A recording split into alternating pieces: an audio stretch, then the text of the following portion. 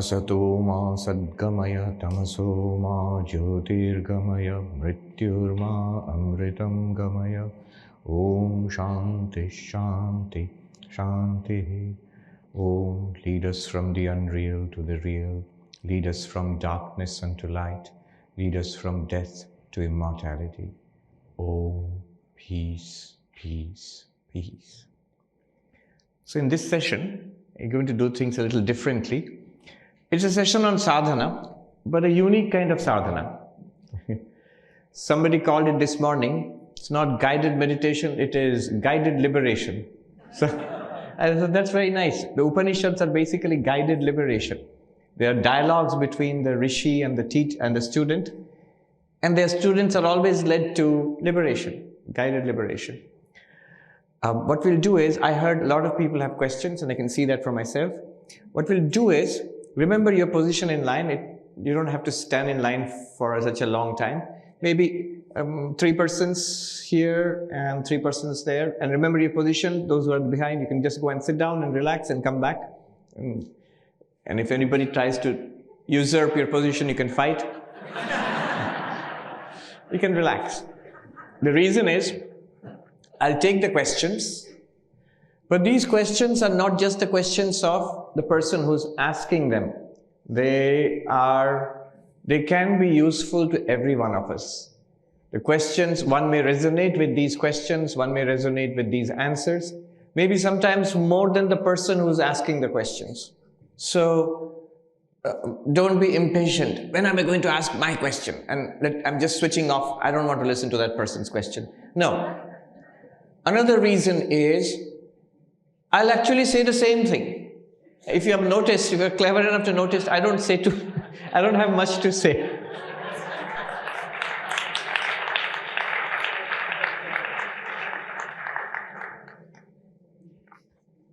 I was on a tour in Australia 10 years back. There was a Swami with me, senior Swami, very witty. He said, from the next time, I'll ask to speak first. And I'll get up and say, you are Brahman. And that's it. Then Sarvapriyananda will have nothing more to say and the program will be over. We'll be done. And he was right. So, don't worry about my question and the answer to my question. It's always the same answer, especially in this session. The thing to do is to listen carefully and check for it in one's own experience. What we will be aiming for here is not just understanding, but experiential understanding.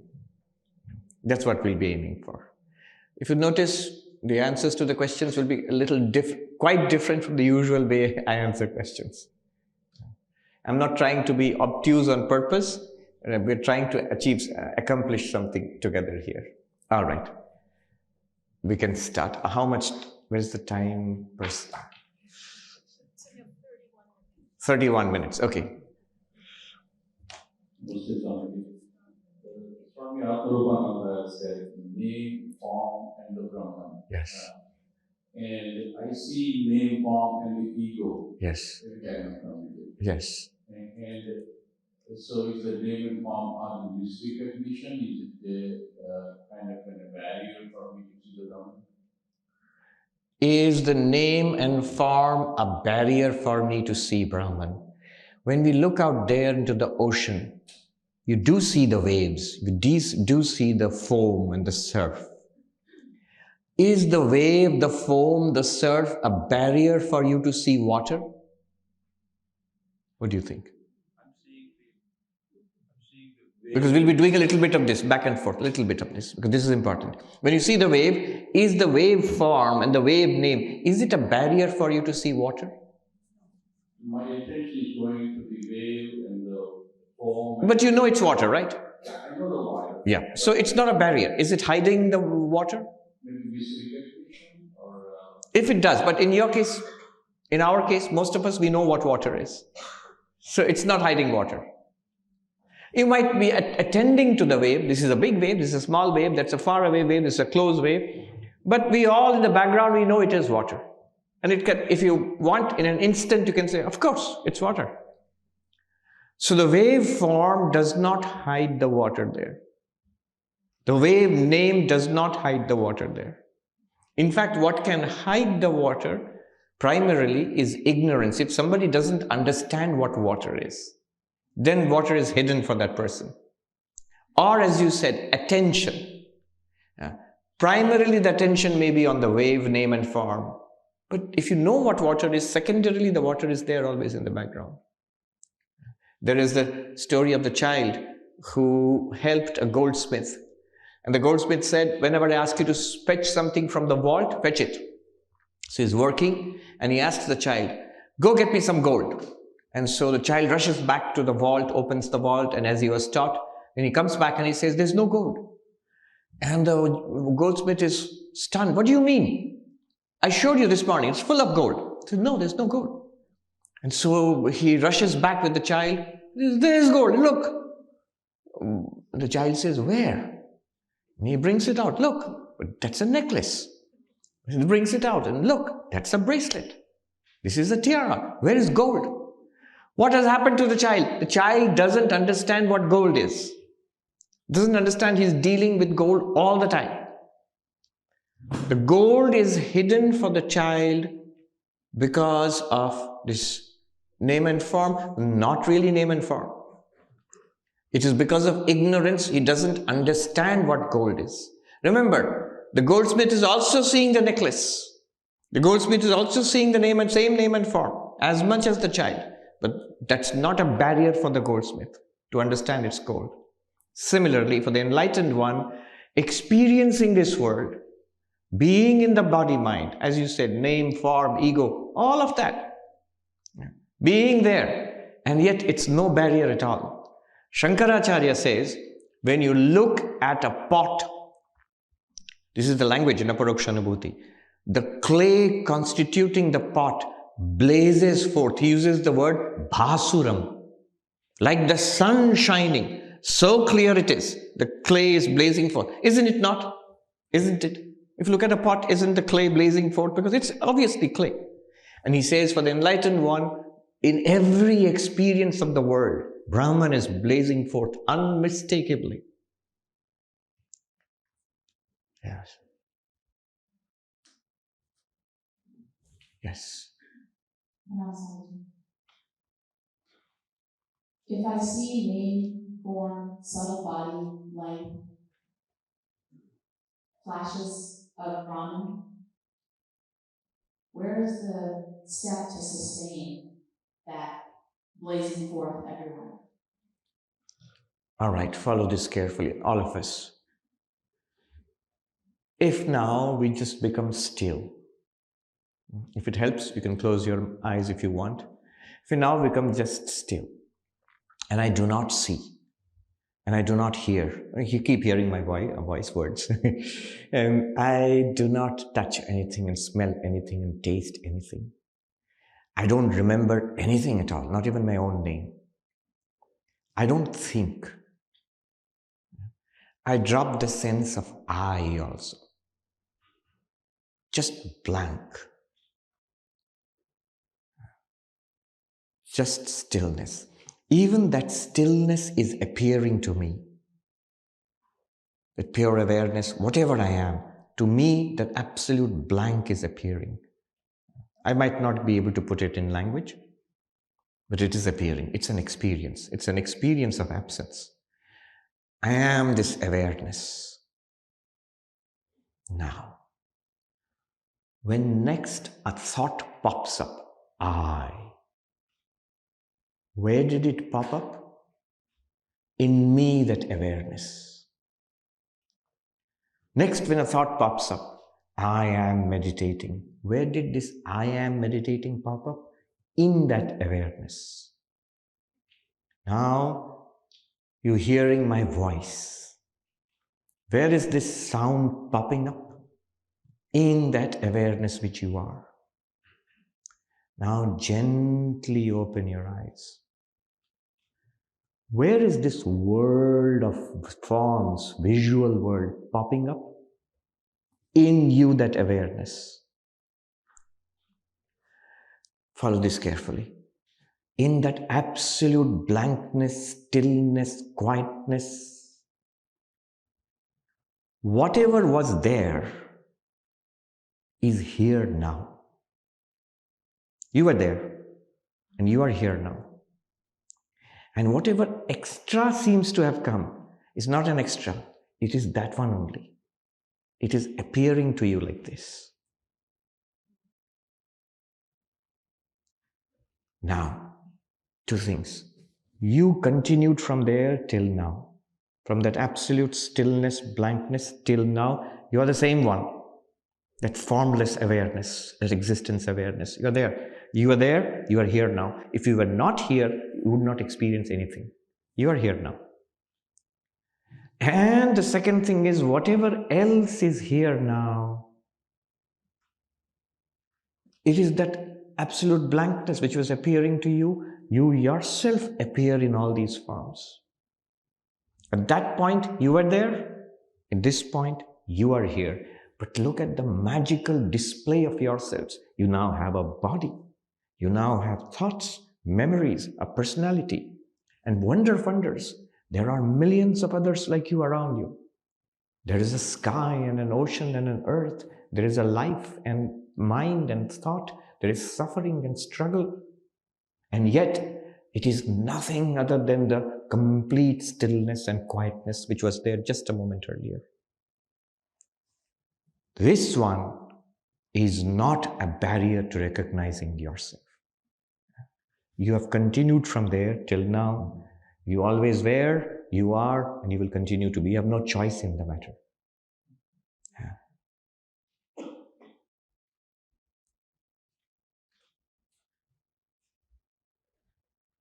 Yes?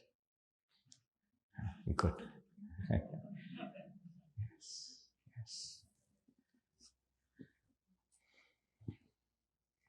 Maharaj, I'm trying to pair everything together that I heard just these few moments that I've been here.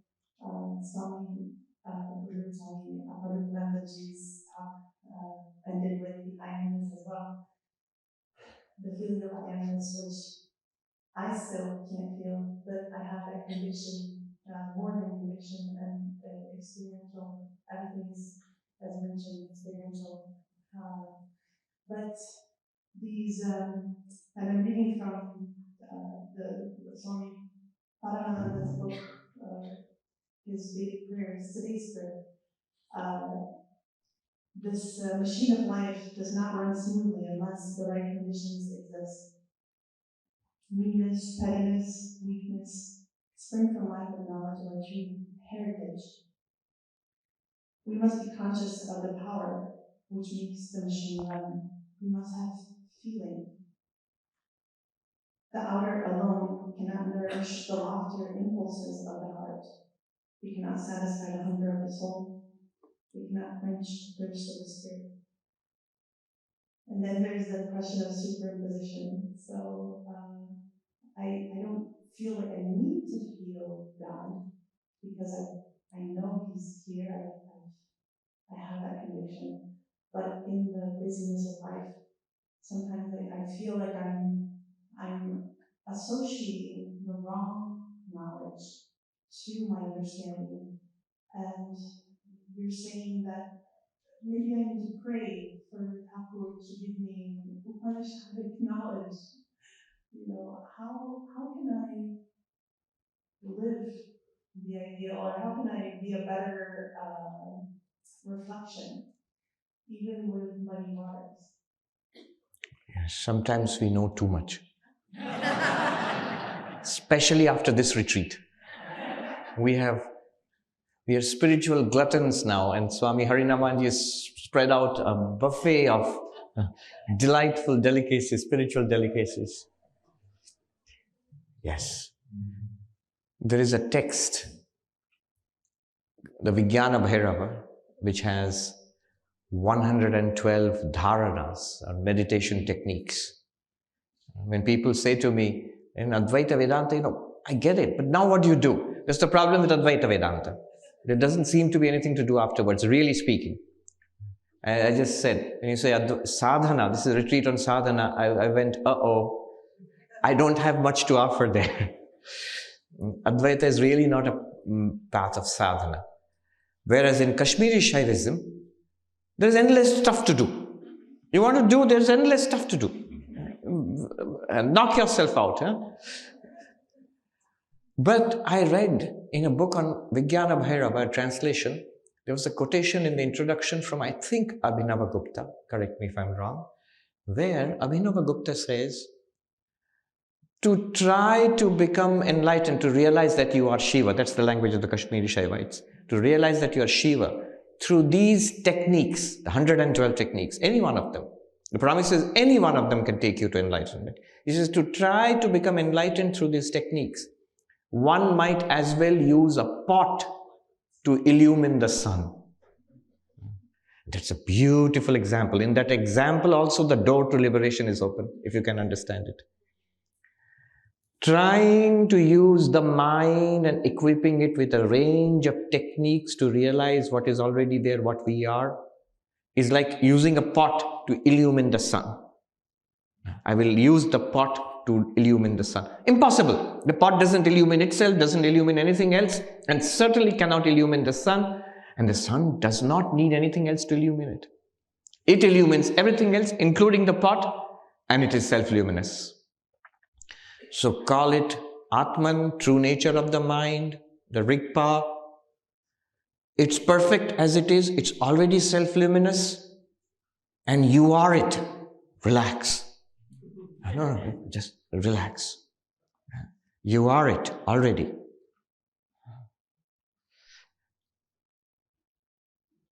You illumine the mind. All the techniques, spiritual techniques, which will give us liberation, enlightenment, you illumine them. You are illumining them. You are the one which is powering all of them. Without you, they are nothing. And they can all help. They'll remove the apparent confusion that I am looking for God, self-realization, which we are all doing. I think you're doing more strenuously than many. So you look tired, I'm like spiritual fatigue. I've been trying so hard. Yeah. My sweet Lord, it takes so long. I really want to see you. Yes. And to the other, you said, I was listening very carefully to what you said. You said, I don't really need to seek, I know God is here. You said, I know God is here. That reminded me of this video of Carl Jung, who's asked, do you believe in God? And his answer is very interesting. He says, I used to believe in God. Now, I don't need to. I know God exists. He didn't even say, I know God exists. He says, I don't need to. Now, I know. Yes. But I won't say anything more. Just leave it at that.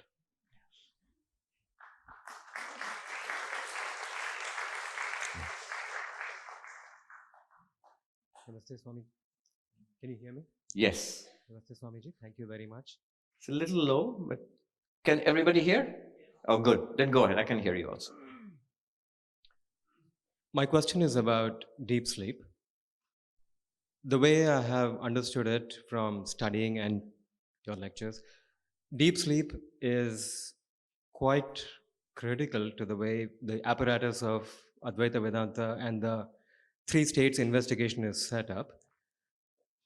The fact that there is a basal consciousness even in deep sleep, that part, to me, I have wrestled with it, and I'm at a point where I feel like I'm taking it on faith because Shankara says it and Swamiji says it. Have I broken through and I'm convicted? Am I with full conviction? Not yet. I have heard your lectures many times, both that when I come out of deep sleep, who was the one that slept, as well as, those kinds of things. I'm not yet convinced. Would you kindly do a spiritual jiu-jitsu on me and take me through that? Let's try it. All right. Here we are. We are seeing with the eyes, we are hearing with the ears, thinking with the mind also. A sense of our own existence, sense of the world's existence. And you are there. You exist. This is called the waking state. I'm literally translating from the Mandukya Upanishad, the definition of the waking state, where you contact the world apparently through the senses. Now let us close our eyes. And let's imagine our senses are offline for a while. Keep your ears open because you want to keep your ears online. You need to hear me. So, now I inhabit a world of inner thoughts, feelings, memories, expectations, the sense of ego, all of this, whatever is going on inside. This is equivalent to the dream state. Again, Mandukya Upanishad. When the world, contact with the so-called external world is cut off, the windows are closed, you have stopped trading, buying and selling with the world, and you retreat into your own mind. That's the dream state. When you do it fully, you've fallen asleep and you're dreaming. But right now, we are just experimenting. This is the dream state. But notice, you are there. Just as you were in the waking state with eyes open, you are there now.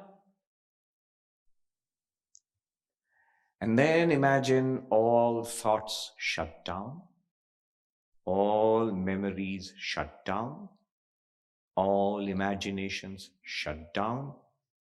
You don't know where you are, you don't know who you are, you don't even know that you are. You don't know, don't know anything. Blank, deep sleep, even anesthesia, coma, just utter blankness.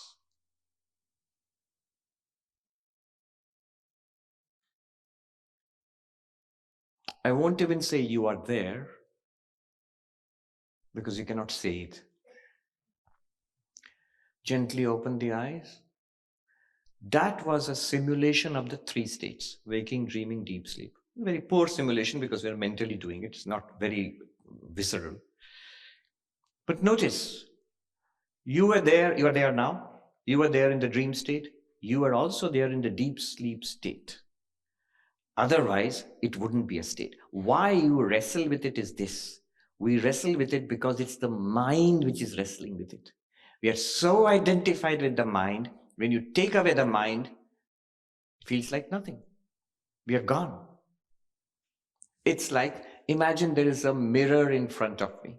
There's a mirror in front of you. You can see your face. There's a mirror, you can see the face, the reflected face. Imagine we have completely forgotten our real face. And we are utterly fascinated with the mirror and the reflected face to the point that we think, that's me. It is you, but not quite. You are here, you're not there. But you've forgotten that. And you're utterly fascinated. That's me. Now imagine the mirror is taken away. You think I'm gone. There's nothing. But the original face is continuously there. Whether with the mirror, reflected face, no mirror, no reflection. When the mind is shut down, the reflected face is not there. Even the experience of the I am is gone. I am is not gone. The experience of the I am is gone. The experience of a felt presence is gone. But you are fully there. Yes. One follow-up. Yeah. I don't know if amness is there in deep sleep. That part you can't verbalize. But suppose the amness were not there, logically speaking, why would you even speak of deep sleep? May I give a counter example? Yeah. So, in the waking state, sometimes when many probably others too, when we have lapses in memory, the mind fills in the blank saying, at so and so point I had a lapse in memory. Could this not be analogous to that? It could be. It is in fact like that.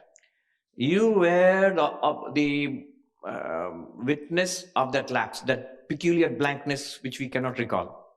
And then you say it was a lapse of memory. But you say it was a lapse of memory because it is an experience. If there was no experience at all, you wouldn't even feel a gap. You felt a gap. Stay with that. You felt a gap. Because there is a gap. The mirror is gone for a while. The reflected face is gone, really gone for a while. There is a gap. But who saw the gap? Don't try to objectify the one who saw the gap. You are it, which is there now, which is giving light and life to our experiences now, which is giving light and life to our dream experiences, which is not giving light and life to the deep sleep, but it's that absence. Thank you. Yes. Namaste Swamiji. My name is Sunita.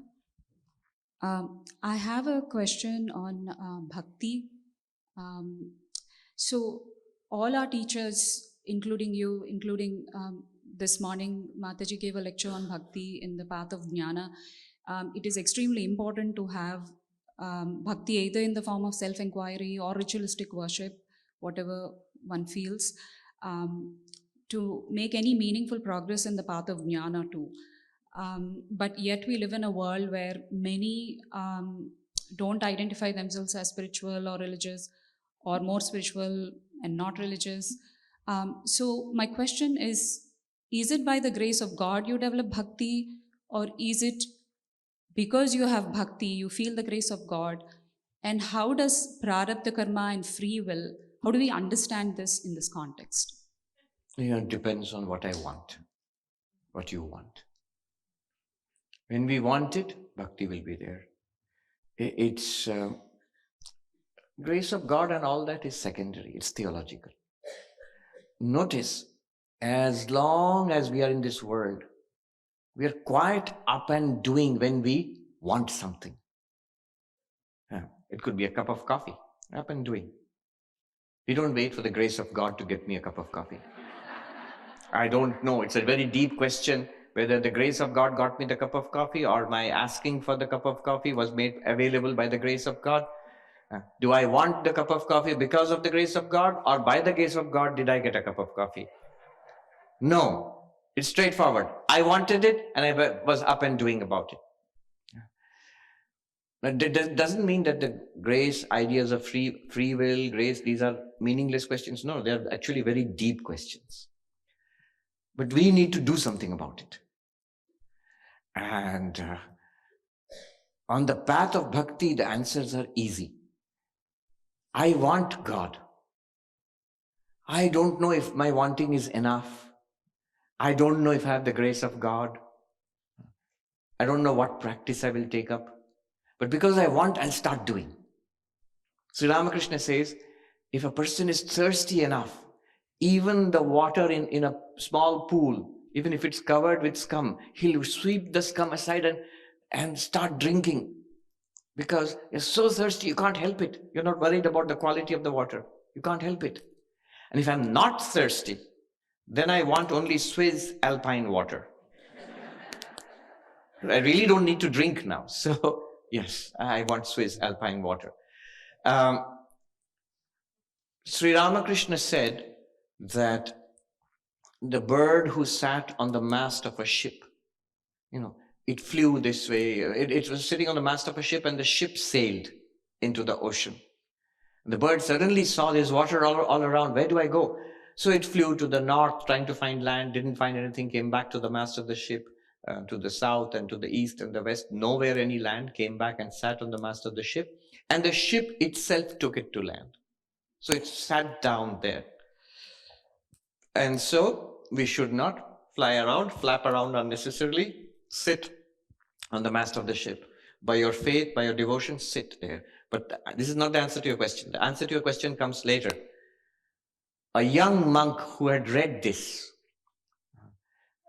he was inspired, and he went to Swami Turiyananda, who was in Benares at that time, and said to Swami Turiyananda, Swami, I read this and I understand. I'm not going to fly around. I'm going to sit on the mast of the ship. And the Swami said, when did you fly?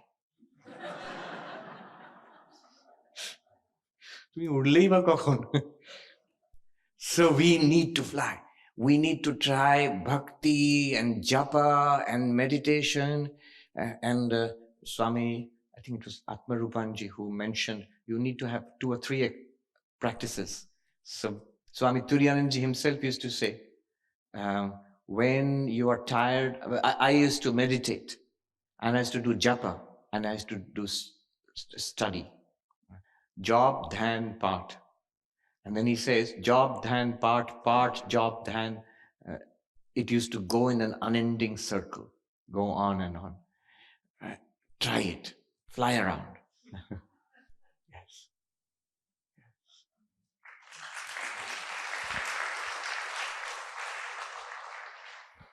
Pranam Swamiji.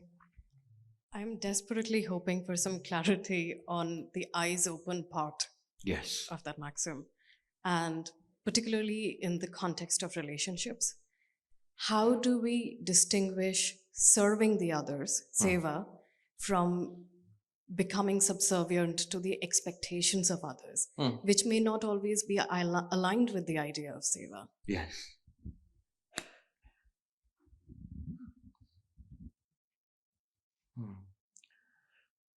One must first become poised in oneself first. If possible, in the capital self.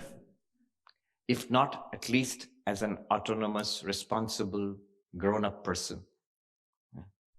Sri Ramakrishna defined a human being, Manush. You understand the word Manush?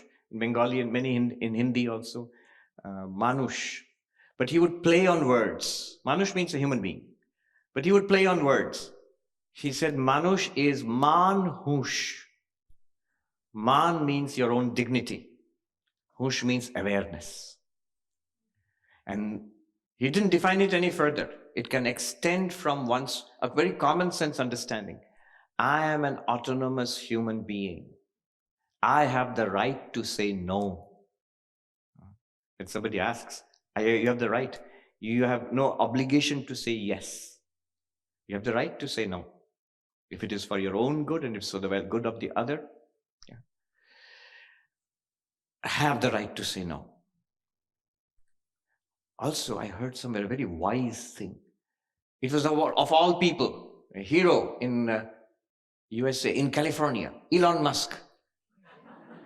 And spiritual lessons from Elon Musk and many others, lessons from billionaires.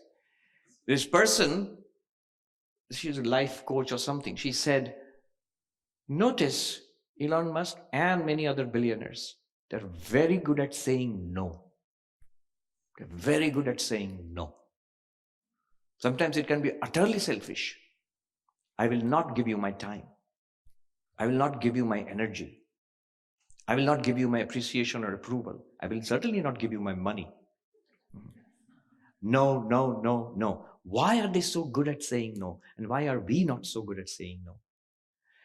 And the answer was something worthwhile listening for our spiritual seekers, us. Like I also felt, the answer is this.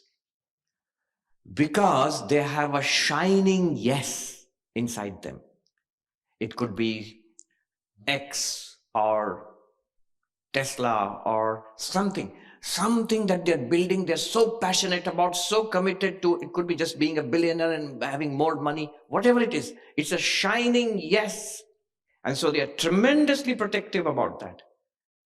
That enables them to say no very easily to anything that does not go there. But if you speak to that person's self-interest, you'll always get an yes. Yes, I'll give you time, energy, appreciation, approval, money. I'll flood you with money if you can speak to my yes. So in order to be dignified and stand on one's own feet in a very day-to-day thing, not just the highest spiritual way, one must have, what's my yes? What do I need to protect in my life? For a spiritual seeker, it's spiritual life. Sri Ramakrishna used to say, if you step on the tail of a cobra, it's going to immediately. And that's true of all committed spiritual seekers. No compromise there. In rest of the things, as the Chinese saying goes, flow like water, stand like a rock.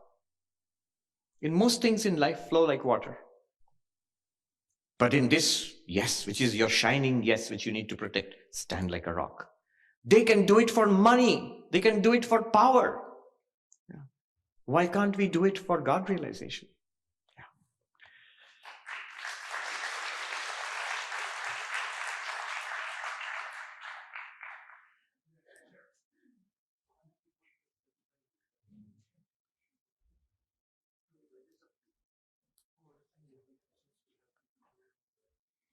Okay. All right. Then, Are there a couple of more questions your which we Q&A. take and then finish? Your Q&A now. All right. Okay, we'll have one more question, then we're going to have Swami Rupananji come up and have Yes. questions for him, okay? The person there. Pranam Swamiji. I have a very basic question. So based on some of the previous discussions, there was a lot about I am. It's everywhere. I wanted to understand your thoughts on the food chain and what Vedanta says about being vegetarian. And yeah, I'd just like to hear about that. It depends on what teacher or school you're going to. There are Vaishnava teachers, there are for whom a vegetarian food lifestyle is absolutely essential. And Upanishads also say that, ahara shuddho sattva shuddhi. So if by purification of what we eat, then the mind is purified. You all say you want the purification of mind. Well, purification of food is essential for purification of mind. But then the same thing has been interpreted by Shankaracharya by saying ahara means what you take in from the world, not just physical food. So what you see, hear, smell, taste, touch. Our position is diet is important, but secondary. So you can eat meat and fish if you want, but as long as it is not an obstacle to your spiritual life. Notice, most Christian monks, most of them would be non-vegetarian. Do you know that most Buddhist monks are non-vegetarian? Monks. Do you know that most Jews, most Zoroastrians, most Muslims, and many, many Hindus, including Hindu Brahmins. I know of a place where I joined the monastery. There's a very ancient temple there, and there are Brahmin priests there. And they would come to our monastery once in a year. They're very orthodox Brahmins. And they would demand goat meat. But it has to be served by Brahmin cooks. Yeah. One thing one has to be careful. This vegetarianism fanaticism, that it's a practice for me, but I also want to impose it on you. Yeah. And if you're vegetarian, you're spiritual. If you're not vegetarian, you're not spiritual. Well, good luck to you. Swami Vivekananda's words are interesting. He scolded us Hindus. He says, your religion has gone into the cooking pots. And he says, he calls us imbeciles. He says, a race which has spent 1,000 years debating whether you should eat with the right hand or the left hand or this or that. He says, it's no wonder you produce such lunatics and imbeciles. So it's a nuanced answer. Is it important? Yes, it's important. Is it all important? Yes and no? Not at all. Not at all. That's the answer.